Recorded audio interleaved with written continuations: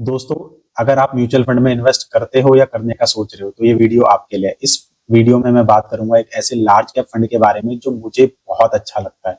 और अच्छे से मेरा मतलब ये नहीं है कि उसका सिर्फ पास्ट रिटर्न अच्छा है, उसकी स्ट्रेटेजी भी काफी अच्छी है, उसका रिस्क मैनेज करने का तरीका भी काफी अच्छा है, उसका फंड मैनेजर को काफी ज्यादा एक्सपीरियंस है।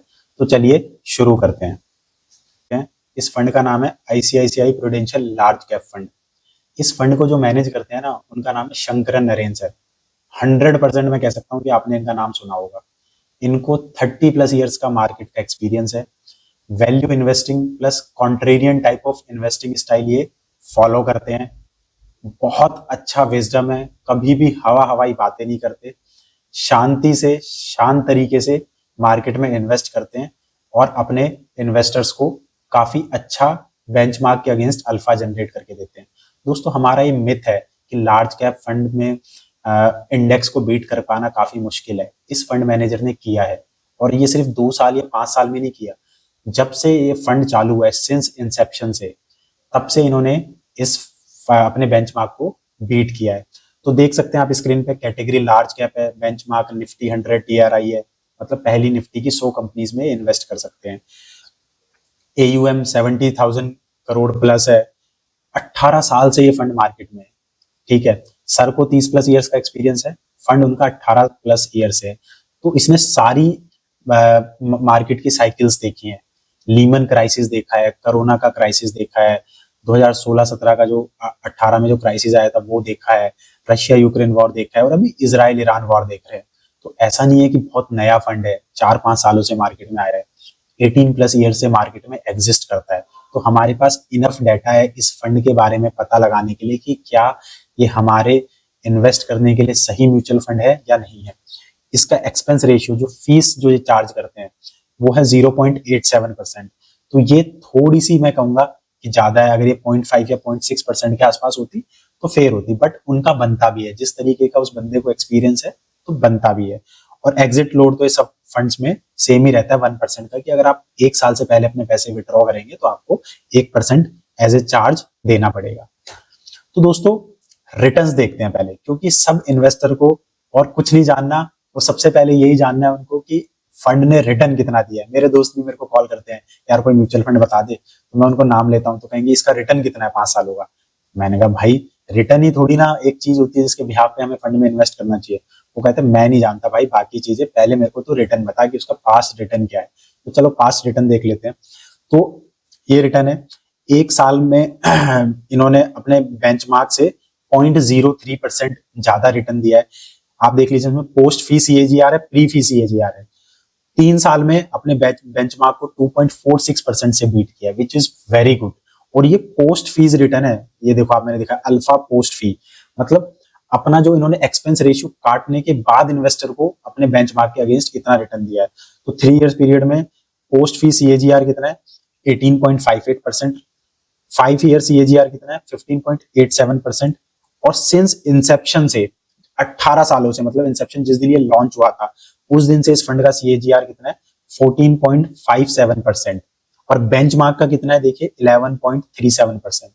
तो फीस काटने के बाद, आपके पैसे से फीस चार्ज करने के बाद, इन्होंने बेंचमार्क पे 3.2% का अल्फा जनरेट करके दिया है, वो भी लार्ज कैप कैटेगरी में, विच इज ह्यूज। दोस्तों, 1 साल में, 2 साल में, 3 साल में किसी अपने बेंचमार्क को बीट करना आसान होता है, 4 साल के लिए आसान होता है, 5 साल के लिए आसान होता है, बट कंसिस्टेंटली 15 सालों तक, 20 सालों तक अपने बेंचमार्क को बीट करना, वो भी सिर्फ लार्ज कैप कैटेगरी में, काफी मुश्किल होता है। और इस फंड मैनेजर ने करके दिखाया है, शंकर नरेन सर ने ये करके दिखाया है। तो आप देख सकते हैं। तो दोस्तों, देखते हैं कि अगर आपने, जब ये लॉन्च हुआ था, अगर इस फंड में आपने 5 लाख रुपए इन्वेस्ट किए होते, और जो कि फंड का सीएजीआर है 14.57% सिंस इंसेप्शन, आपको ये सीएजीआर मिला होता, तो आपकी जो पैसे की जो वैल्यू होती है आज, वो हो जाती 56 लाख रुपीज। जो टोटल गेन आपको देखने को मिलता, दैट वाज अराउंड 51 लाख। अगर आप यही पैसा इंडेक्स में इन्वेस्ट करते या बेंचमार्क में इन्वेस्ट करते, तो आपको मिलता 11.37% सीएजीआर, और इसकी वैल्यू होती है आज 34 लाख रुपीज। तो डिफरेंस आप देख रहे हैं कितने का है, डिफरेंस है अराउंड 22 लाख रुपीज का। तो लंबे समय में 2-3% का रिटर्न भी अगर आपको अपने बेंचमार्क से ज्यादा मिल गया, तो डिफरेंस काफी ज्यादा आ जाता है, पैसे का डिफरेंस काफी ज्यादा हो जाता है। तो इसलिए इंडिया में अभी भी अपॉर्चुनिटीज है कि फंड मैनेजर अगर सही एक्सपीरियंस का है और सही तरीके से इन्वेस्ट करता है तो बेंचमार्क को काफी अच्छे रेट से काफी लंबे समय में बीट कर सकता है, और जो कि शंकरन नरेंद्र सर ने करके भी दिखाया है। अगर आपने एसआईपी करी होती, तो एसआईपी मान लीजिए आपने फंड में 10,000 की एसआईपी करी होती, तो आपने टोटल इन्वेस्ट किए होते 21.6 लाख आज तक, और बेंचमार्क में भी इतने ही। XIRR आपको एसआईपी का कितना मिल रहा है? 14.2%। बेंचमार्क में 11 से 11.5%। तो आपकी पैसे की जो वैल्यू होती वो होती है लगभग 80 टू 85 लाख रुपीज, और बेंचमार्क में सिर्फ कितनी होती है? 60 टू 63 लाख। तो यहाँ पे भी 20 से 25 लाख का डिफरेंस है। तो देख रहे हो 2-3% एक्स्ट्रा आपको कितना बड़ा अल्फा जनरेट करके दे रहा है, कितना एक्स्ट्रा रिटर्न दे रहा है। फिर आते हैं रिस्क की बात करते हैं दोस्तों।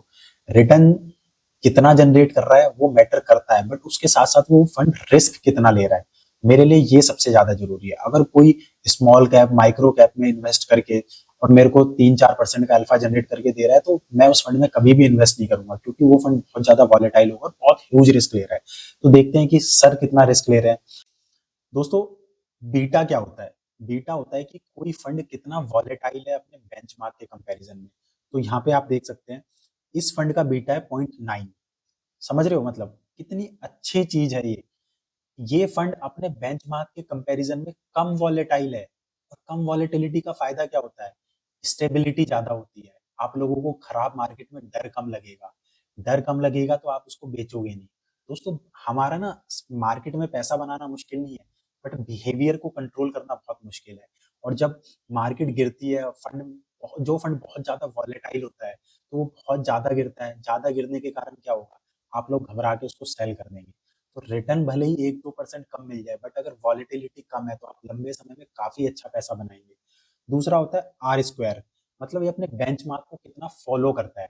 कुछ फंड क्या होते हैं दोस्तों, नाम से ही सिर्फ लार्ज कैप होते हैं, बट अपना 30-40% पैसा वो स्मॉल कैप में लगा रहे होते हैं रिटर्न बनाने के लिए।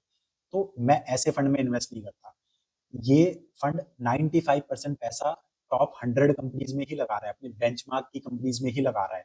तो ये देख रहे हो कि अपने दायरे में रह के ये अपने बेंचमार्क को बीट कर रहा है, बहुत अच्छी चीज है। शार्प रेशियो होता है कि एडजस्टेड, मतलब रिस्क को कैसे मैनेज कर रहा है। तो 1 से अगर ये अबव है तो मतलब रिस्क अपने बेंचमार्क से कम ले रहा है, जितना बेंचमार्क में मतलब ये रिस्क कम ले रहा है और अच्छा रिटर्न जनरेट करके दे रहा है। दोस्तों, स्टैंडर्ड डेविएशन होता है एक तरीके से वॉलेटिलिटी। तो इसकी वॉलेटिलिटी देखिए, सेम बीटा और स्टैंडर्ड डेविएशन लगभग सेम ही होते हैं। तो स्टैंडर्ड डेविएशन इसका 10.98 है, जबकि बेंचमार्क का 11.84 है।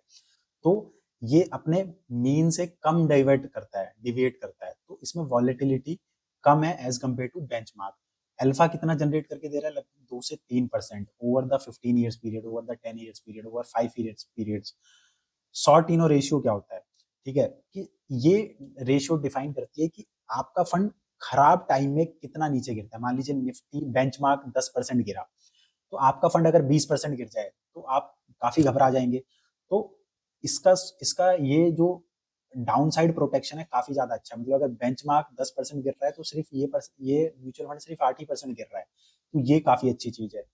ड्रो डाउन इसका ये देखिए, ड्रो डाउन मतलब लोअर देन इंडेक्स। बेंचमार्क का ड्रॉ डाउन इससे हायर है। मान लीजिए खराब टाइम में बेंचमार्क ज्यादा गिरेगा, म्यूचुअल फंड कम गिरेगा। तो यही फायदा है दोस्तों, यही चीज है जो आपको ये स्टेबिलिटी आपको रिटर्न जनरेट करके देगी। फिर अभी देखते हैं कि इसकी सेक्टरल एलोकेशन कैसी है। ठीक है, तो बेंचमार्क में अगर आप निफ्टी टॉप 100 को देखेंगे तो फाइनेंशियल है 28%, एनर्जी 12%, ऑटो 10%। इस फंड में फाइनेंशियल 30% है, बेंचमार्क से ज्यादा है। एनर्जी भी बेंचमार्क में 12% है, तो इसमें 14% है। तो इससे हमें पता चलता है कि ये अभी फाइनेंशियल्स में energy sector, auto sector, infra में काफी ज्यादा बुलिश है। तो ये हो गया कि कौन सा सेक्टर एलोकेशन क्या है। अब बात करते हैं कि शंकरन नरेंद्र सर की फिलॉसफी क्या है, ये कौन सा इन्वेस्टमेंट स्टाइल फॉलो करते हैं। तो दोस्तों, इनके हिसाब से मैंने इनकी काफी वीडियोस देखी हैं, काफी इंटरव्यूज देखे हैं, इनके बारे में मैं पढ़ता रहता हूँ। ये जो भी आर्टिकल्स वगैरह लिखते हैं उसके बारे में मैं पढ़ता रहता हूँ। बहुत कुछ सीखने को मिला है इस बंदे से, बहुत कुछ। तो इनकी जो इन्वेस्टमेंट फिलोसफी है वो ये है कि वैल्यूएशन इनके लिए बहुत मैटर करता है, ठीक है। ही follow bit of valuation, valuation investing style model. तो इनका कहना है कि बाय फेयर या बाय चीप, ठीक है, even average companies can give good return if bought at reasonable price. दोस्तों आजकल ना हर कोई क्या है ना, ग्रोथ के पीछे भाग रहा है, और ग्रोथ के लिए वो कुछ भी प्राइस देने के लिए तैयार है। इनका ये कहना है कि ग्रोथ के पीछे भागो बट डोंट पे ओवर पे फॉर द ग्रोथ। तो वो ये नहीं करते हैं। तो यहाँ पे लिखा भी है मैंने कि ही अवॉइड्स एक्सपेंसिव स्टॉक्स। इनका कहना है कि if even great companies can give poor returns if they are over priced and if you are buying them at over price level. फिर ये कॉन्ट्रेरियन इन्वेस्टिंग को काफी ज्यादा फॉलो करते हैं। दूसरा, ये अपना सेक्टोरल एलोकेशन बढ़ाते घटाते रहते हैं बेस्ड ऑन देयर साइकिल्स। जैसे अभी फाइनेंशियल पे काफी ज्यादा बुलिश हैं, क्योंकि अभी क्या इंटरेस्ट रेट पीक पे हैं। जैसे इंटरेस्ट रेट डाउन आना शुरू करेंगे तो इकोनॉमी में सबसे पहले फाइनेंशियल्स अच्छा करते हैं, ऑटो सेक्टर अच्छा करते हैं, ये सब सेक्टर अच्छा करते हैं। तो अभी ये उन पे बुलिश है, तो ये अपना मार्केट साइकिल्स के हिसाब से अपना एलोकेशन चेंज करते रहते हैं।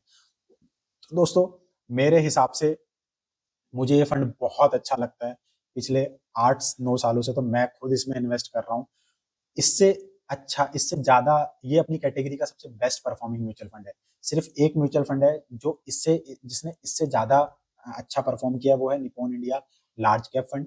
आप उसको भी देख सकते हो, मैं आप बोलोगे तो मैं उसका भी एनालिसिस आपको करके दिखा दूंगा। बट उस फंड से ज्यादा अच्छा मेरे को ये फंड लगता है। हालांकि 0.5 या 1% का रिटर्न का डिफरेंस है, लेकिन ये मेरे को ज्यादा क्यों अच्छा लगता है, क्योंकि इनकी स्ट्रेटेजी काफी ज्यादा अच्छी है। इस फंड मैनेजर का एक्सपीरियंस काफी ज्यादा अच्छा है। जो स्टाइल ऑफ इन्वेस्टिंग ये फॉलो करते हैं उसमें क्या है, ड्रॉ डाउन कम है, अपसाइड ज्यादा है। तो क्या है ना, स्टेबिलिटी दोस्त जब ज्यादा रहती है ना, तो चांसेस हैं कि हमारा बिहेवियर कंट्रोल में रहता है और हम लंबे समय तक इन्वेस्ट करते हैं। कोई एक ऐसा म्यूचुअल फंड जो एक साल तो डबल हो जाता है, अगले साल 50% गिर जाता है, उसमें काफी ज्यादा दिक्कत हो जाती है। मैं नहीं कह रहा कि निपॉन ऐसा है, but they are taking slightly higher risk as compared to Sankaran Naren sir. And उतना रिस्क लेके वो जो अल्फा जनरेट कर पा रहे हैं वो जस्ट 0.5 और 1% का डिफरेंस है। इसलिए मुझे ये फंड ज्यादा अच्छा लगता है and I am still sticking to it. अगर आपको किसी और फंड का एनालिसिस करवाना है तो दोस्तों आप मेरे को बता सकते हैं। मेरी वीडियो को प्लीज लाइक करिए, शेयर करिए और सब्सक्राइब करिए। मैं हर एक कैटेगरी ऑफ म्यूचुअल फंड्स आपसे डिस्कस करूंगा। अभी लार्ज कैप किया है, फिर मिड कैप, फिर स्मॉल कैप, फिर फ्लेक्सी कैप, फिर मल्टी कैप। तो अगर आपको उन सब के बारे में अपडेट चाहिए तो प्लीज चैनल को सब्सक्राइब करके रखिए।